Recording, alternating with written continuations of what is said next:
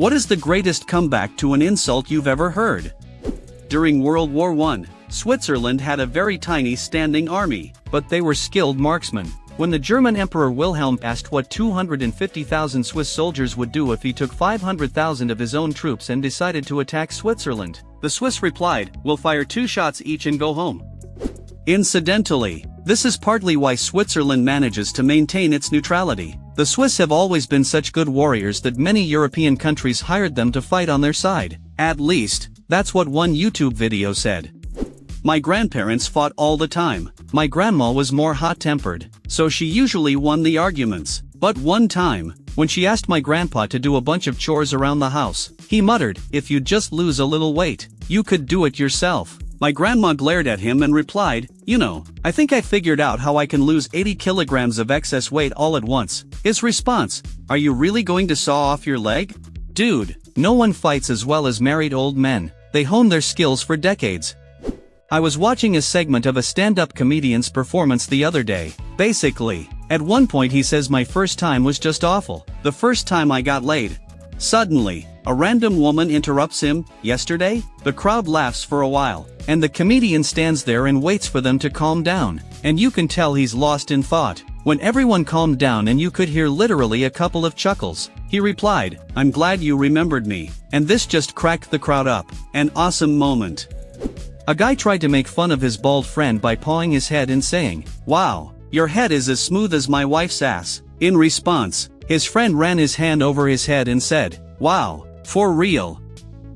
Oh, that's simple. I just read it, not heard it. The Spartans' response to Philip II of Macedon. While Philip II of Macedon was capturing Greek cities one after another, Sparta remained untouched. When Philip won another crushing victory, he sent a letter to the people of Sparta, saying, "If I attack Laconia, you will be destroyed. You will never be able to recover." The Spartans answered him with one word, "If." This is where the word laconic comes from.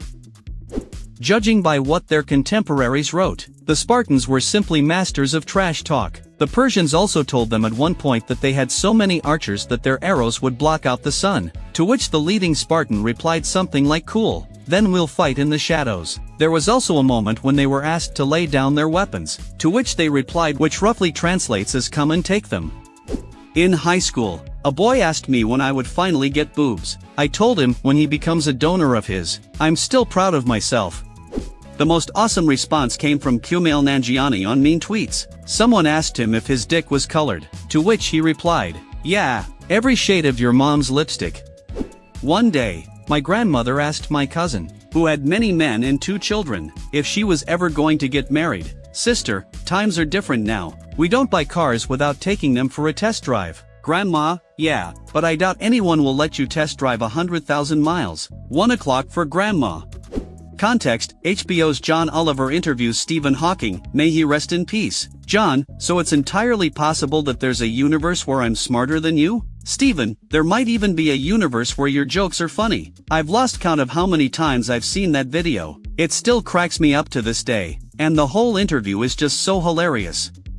I was hanging out with a friend. He was wearing a pretty unusual outfit. Someone came up to him and asked, "Why are you wearing that? It's not Halloween." My friend replied, "Then why are you wearing that ugly mask?" When our little brother was about 5, he took a picture of a monkey and would go up to everyone and say, "Hey, look in the mirror." When he tried to pull this prank on our older brother, he responded, "You're holding a picture of a monkey, but I can see why you might think it's a mirror."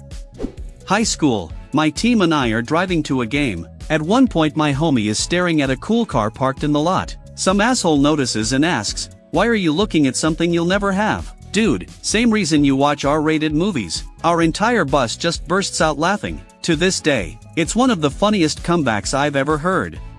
I once had a 70-year-old boss. One day, one of the women who worked with me told this old lady to kiss her ass. The old lady replied, "Where do I start? You're so fat, your ass is up to your neck."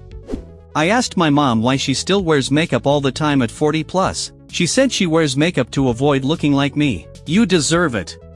Classic: you're adopted. Well, at least my parents wanted me. A childhood friend of mine had an adopted brother, about a year younger than him. They fought constantly and periodically threw shit at each other. One time, My friend called my brother adopted and told him he could fuck off. He knew he was adopted. Without thinking, my brother shot back, "Dude, you obviously weren't good enough for mom and dad, so they had to acquire me." And yes, he actually used the word acquired.